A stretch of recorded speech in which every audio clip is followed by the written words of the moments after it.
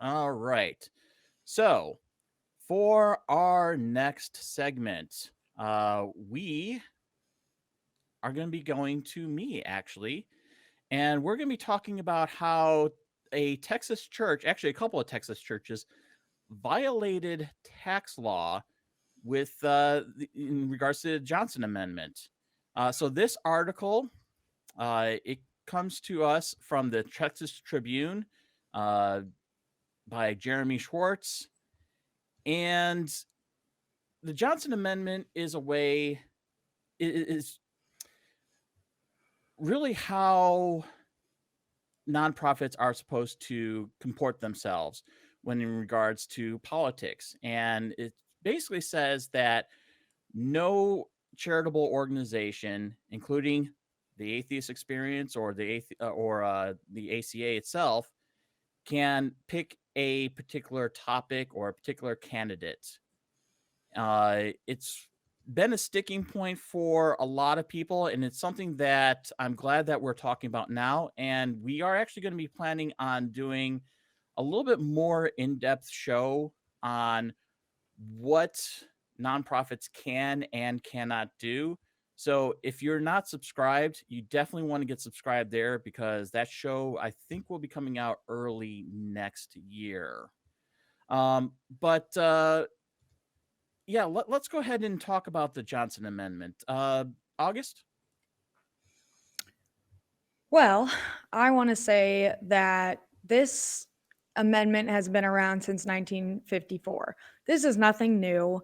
And the specific article that we're looking at was talking about Texas and how the candidates Beto O'Rourke and Lieutenant Governor Dan Patrick, who's seeking reelection, were going to different houses of worship. And then the church leaders, pastors, priests, whatever you want to call them, they were saying things like, here's Beto O'Rourke, the next governor of Texas. And it's like, ooh, there's really not any subtlety there. That's just straight up.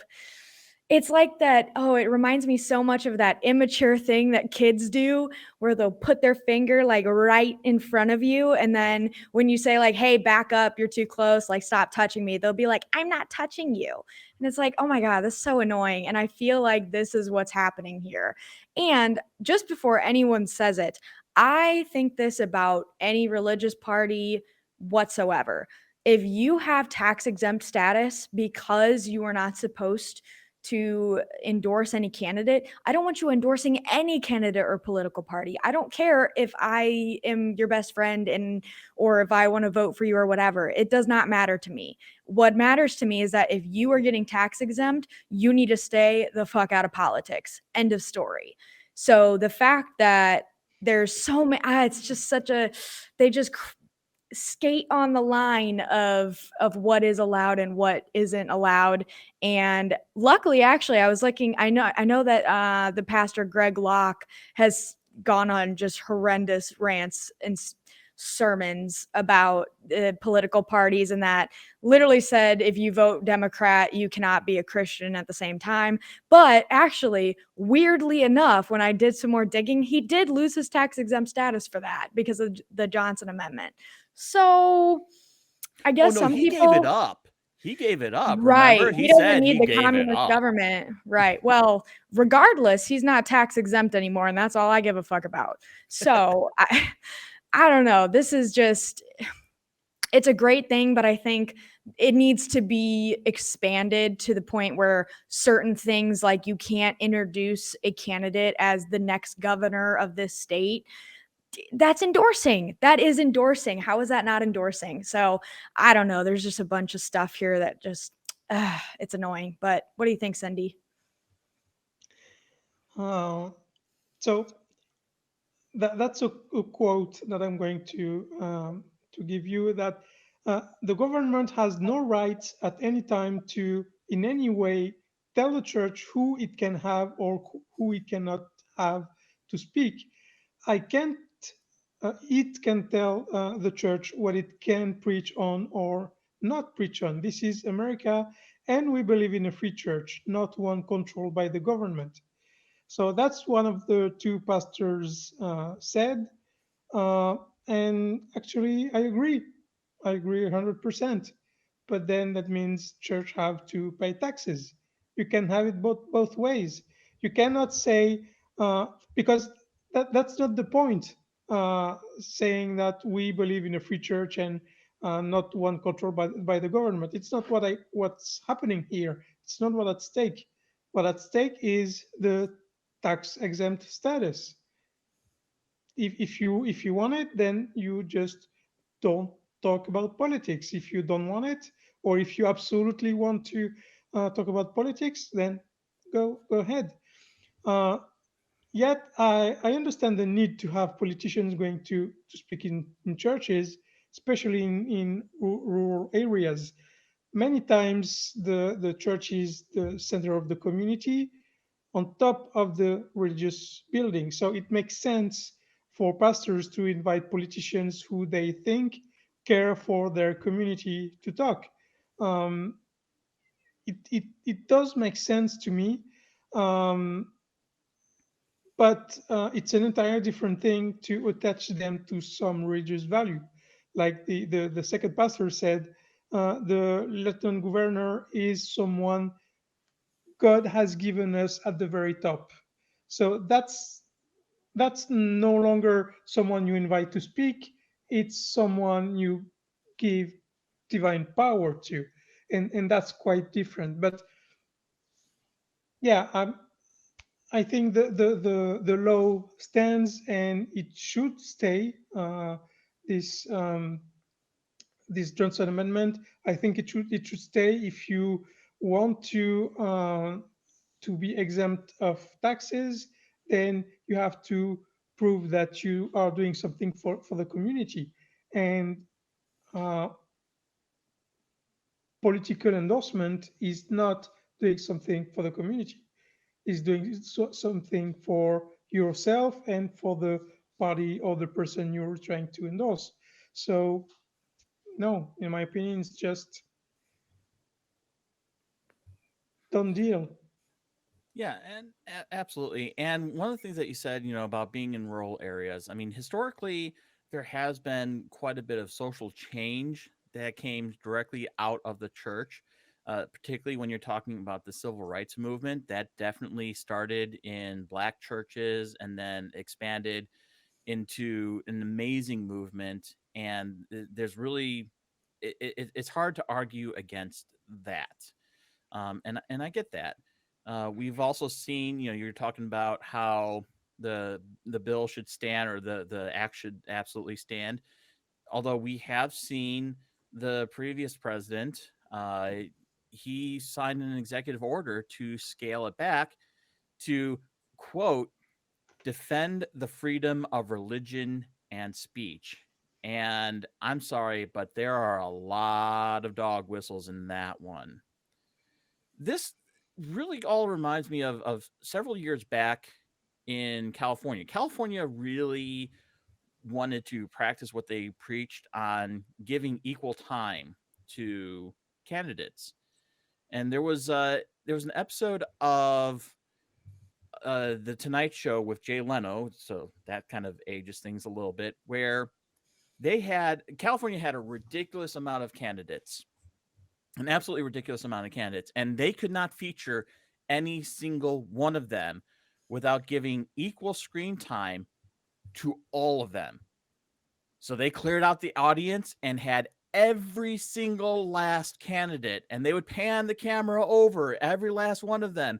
And the ones that the front runners, they did talk to directly, but they had to make sure that everybody had the same screen time. And it was a clown show. It was absolutely ridiculous. But at the same time, they were giving equal opportunity for everyone. In that instance, the Johnson Amendment does say that you can feature people. People can go to these churches. They can do their talks. Just like Cindy said, they can go to these rural areas and talk to the people where they're at. But everybody has to be fully featured. They cannot be told, here is the next governor, here's your next senator, here's your next comptroller, whatever. They all have to have equal time. What have you got, August? Well, I want to say that while doing some external looking into this, the ACLJ .org put out an article titled "How the Johnson Amendment Threatens Churches' Freedoms." And basically they claimed that it's a violation of their First Amendment right, and that it's their freedom of religion is being restricted and the freedom of speech. Can they get the First Amendment out of their mouths if they're not going to read the whole thing? Because it also says Congress may not establish a national religion, but you guys are trying your fucking damnedest to do that. So read the whole damn thing, would ya? And man, I'm reading this article and it made me mad at first. It was written in 2016. Listen, it's not restricting your religious freedoms. You can do what you want. You just can't be tax exempt. That's the difference. You can say whatever the fuck you want to say. And if you're not 501c3, who gives a shit? I mean, obviously I don't necessarily support it, but in terms of legality, you'll be fine. Just pay your damn taxes. They don't want to do that though. They lose money if they do that. They have to contribute to actually helping people in the country. That's really weird. They don't do that. But it's just hilarious how they're like, oh, well, you're restricting my freedoms. And it kind of reminds me of the people who were unvaccinated and lost their jobs for it. And then they were saying that it was taking away their rights. And it's like, there's lots and lots of jobs where you have to have certain qualifications or else you can't have that job any longer. Like, are we going to say that drug tests are also not allowed? If it's a private business, they can fire you, well, in certain states, but they I don't know, man. This is just in certain states I haven't been to medical school. Why can't I do brain surgery? I should be allowed to do brain surgery. It should be my right? And anybody who doesn't want to pay a massive brain surgeon should be able to pay me much less to tinker around in their brain. That's right. Yeah, right? That makes all the sense in the world. And you're forcing me to get vaccinated. Nope. You just can't be around vulnerable people in a hospital setting that have compromised immune systems if you refuse to get the jab, as they like to call it. It is my right to get people sick, apparently. Right. Because that's how this country works now. Right. And it's you have the right to not get vaccinated, but you don't have the right to not get vaccinated and then keep a job that requires you to be vaccinated to have it. Go find another job. Isn't that kind of what they always say, though? Find a different job. Oh, that's weird. Or go get a job, even though we are working, but whatever. So it's hilarious that they're whining about this. And they even put in bold and italics, the effect of favoring a candidate or groups of candidates is prohibited. And it's like, yeah, that's kind of what that means. Like, just give up your tax status. Greg Locke did it. Come on, guys. Really? Cindy, Gave how it about up, you? had it taken away. What's the difference, really? Right. Cindy, what have you got?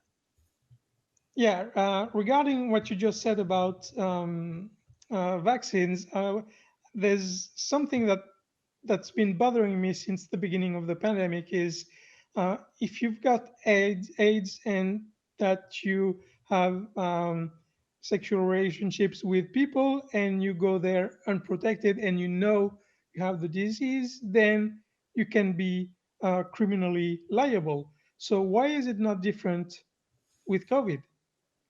Because it's the same.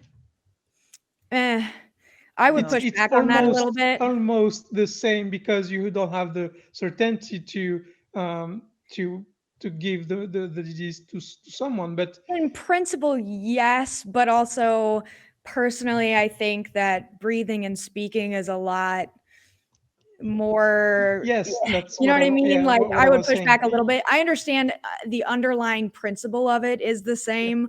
One I would argue is kind of worse, but I don't know. There's a Yes, lot of yeah. nuance there, but Yeah, regarding the tax exempt status, I think we've said everything we could say about this.